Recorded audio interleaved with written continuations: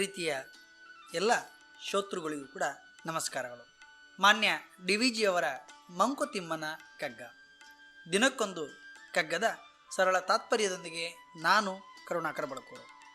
ಇಂದಿನ ಕಗ್ಗ, ತಲೆಯೊಳಗೆ ನೆರೆದಿಹವು ನೂರಾರು ಹಕ್ಕಿಗಳು. ತಲೆಯ ಒಳಗೆ ನೆರೆದಿಹವು ನೂರಾರು ಹಕ್ಕಿಗಳು.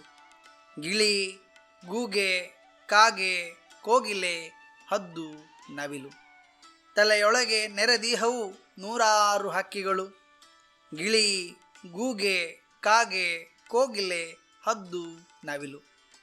ಗಿಳಿ, ಗೂಗೆ, ಕಾಗೆ, ಕೋಗಿಲೆ, ಹದ್ದು, ನವಿಲು. ಕಿಲಕಿಲನೆ, ಗೊರಗೊರನೆ, ಕಿರಿಚಿ ಕೂಗುತ್ತೈಹವು. ಕಿಲಕಿಲನೆ, ಗೊರಗೊರನೆ, ಕಿರಿಚಿ ಕೂಗುತ್ತೈಹವು. ನೆಲೆಯಲ್ಲಿ ನಿದ್ದೆಗೆ ಎಲ್ಲೋ, ನೆಲೆಯಲ್ಲಿ ನಿದ್ದೆಗೆ ಎಲ್ಲೋ ಮಂಕುತಿಮ್ಮ.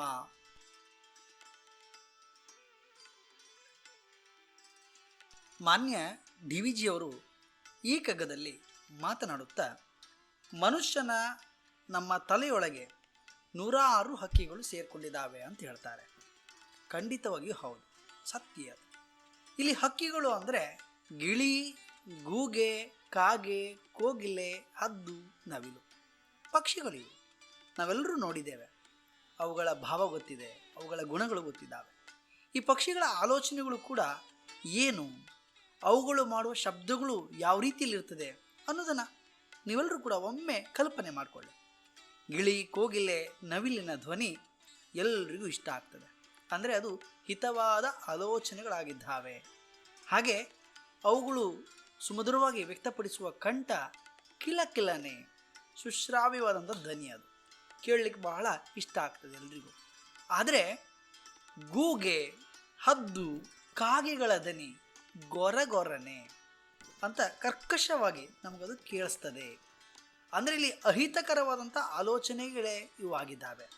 ಕೆಲವು ಬಾರಿ ಕಾಗೆ ಕೂಗುವುದನ್ನು ಅಪಶಕುನವೆಂದೂ ಕರೆಯುವುದಿದೆ. ಶಪಿಸ್ತಾರೆ ಕೆಲವರು. ಕಾಗೆ ಕೂಗ್ತಾ ಇದ್ರೆ ಕಲ್ಲು ಹೊಡಿತಾರೆ.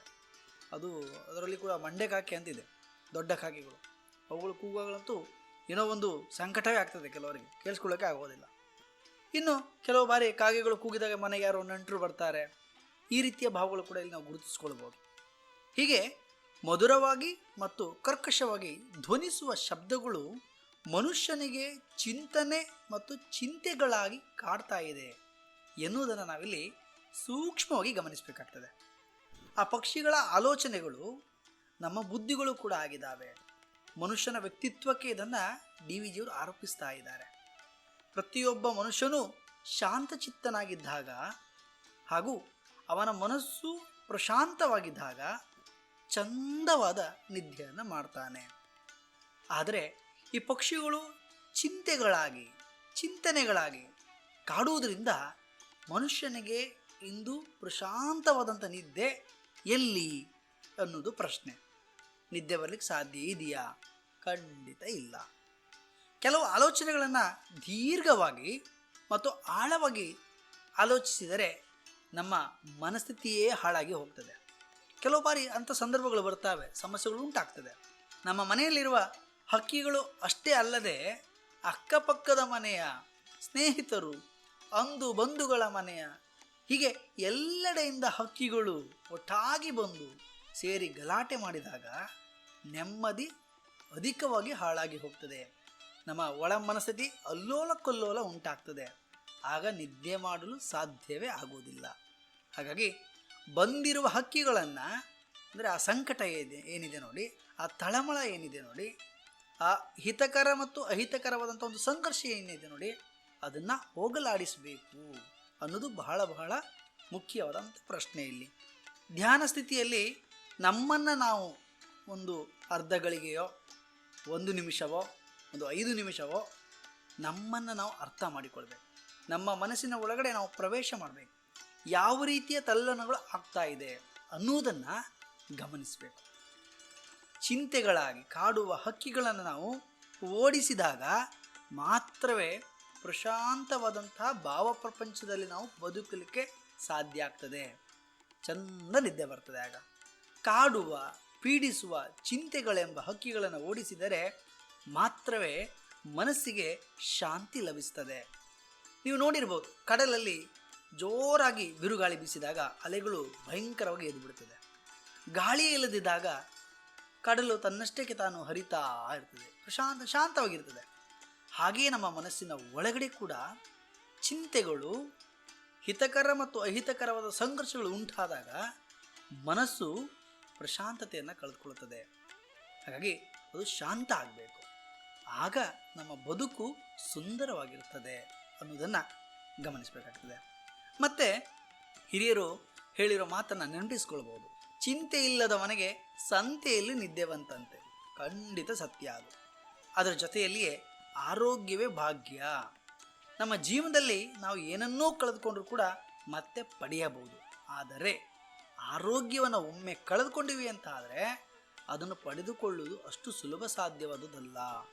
ಬಹಳ ಕಾಳಜಿಯಿಂದ ನಾವು ನಮ್ಮ ಜಾಗ್ರತೆಯಿಂದ ನಾವು ಇರಬೇಕಾಗ್ತದೆ. ನಮ್ಮ ಆರೋಗ್ಯದ ಬಗ್ಗೆ ಬಹಳಷ್ಟು ಕಾಳಜಿಯನ್ನು ವಹಿಸಬೇಕಾಗ್ತದೆ. ಆ ನಿಟ್ಟಿನಲ್ಲಿ ಆರೋಗ್ಯವಂತ ದೇಹದಲ್ಲಿ ಉತ್ಕೃಷ್ಟವಾದಂಥ ವ್ಯಕ್ತಿತ್ವವನ್ನು ನಿರ್ಮಾಣ ಮಾಡಲಿಕ್ಕೆ ಸಾಧ್ಯ ಆಗ್ತದೆ. ನಿದ್ದೆ ಮಾಡುವುದರಲ್ಲಿ ಯಾವುದೇ ರೀತಿಯ ಜಿಪುಣತನವನ್ನು ಮಾಡದೆ ಮನಸ್ಸಿಗೆ, ವಯಸ್ಸಿಗೆ ತಕ್ಕಂತೆ ದೇಹಕ್ಕೆ ಎಷ್ಟು ನಿದ್ದೆ ಬೇಕೋ ಅಷ್ಟನ್ನು ಕೊಡುವುದರಲ್ಲಿ ನಾವು ಪ್ರಯತ್ನಿಸೋಣ. ಶಾಂತಿಯನ್ನು ನಮ್ಮ ಒಳಗಡೆನೆ ಕಂಡುಕೊಳ್ಳೋಣ. ಜೀವನ ಶೈಲಿ ಬದಲಾವಣೆ ಆಗಿದೆ, ಅದರ ಪರಿಣಾಮವಾಗಿಯೇ ಕೆಲಸ ಇರಬಹುದು, ಕೆಲಸದ ಒತ್ತಡ ಅಂತ ಹೇಳ್ತೀವಿ ನಾವು, ಅಥವಾ ಮಾನಸಿಕ ಒತ್ತಡ ಅಂತ ಹೇಳ್ತೀವಿ. ಆ ಕಾರಣದಿಂದ ಆ ನೆಪದಿಂದ ನಿದ್ದೆಗಳು ಬರೋದಿಲ್ಲ. ಹಾಗಾಗಿಯೇ ಎಷ್ಟೋ ಮಂದಿ ಈ ನಿದ್ರೆ ಮಾತ್ರೆಯನ್ನು ತೆಗೆದುಕೊಳ್ಳುವುದಕ್ಕಾಗಿ ಹೋಗ್ತಾರೆ. ಅದು ಇನ್ನೊಂದು ರೀತಿಯ ಪರಿಣಾಮ ದೇಹದ ಮೇಲೆ ಬೀರ್ತದೆ, ವ್ಯತಿರಿಕ್ತ ಪರಿಣಾಮ ಬೀರ್ತದೆ. ಆ ಬಗ್ಗೆ ನಾವು ಬಹಳಷ್ಟು ಎಚ್ಚರಿಕೆಯಿಂದ ಇರಬೇಕಾಗ್ತದೆ. ಹೀಗಾಗಿ ಮನಸ್ಸಿನಲ್ಲಿ ಯಾವುದೇ ರೀತಿಯ ಚಿಂತೆಗಳು ಇಲ್ಲದೆ ಚಿಂತನೆಗಳು ತುಂಬಿದಾಗ ಮಾತ್ರ ಸುಂದರವಾದ ಸಹಜವಾದ ನಿದ್ದೆ ಬರಲು ಸಾಧ್ಯ. ಆ ನಿದ್ರಾ ದೇವತೆಗೆ ನಮಿಸುತ್ತಾ ಎಲ್ಲರಿಗೂ ಸುಖವಾದಂಥ ಶಾಂತವಾದಂಥ ಆ ಬಾಳು ಲಭಿಸಲಿ ಅಂತ ಹೇಳುತ್ತಾ ನಾಳೆ ಇನ್ನೊಂದು ಕಗ್ಗದೊಂದಿಗೆ ನಾನು ಭೇಟಿಯಾಗ್ತೇನೆ. ಅಲ್ಲಿಯವರೆಗೂ ನಮಸ್ಕಾರ, ಶುಭ ದಿನ.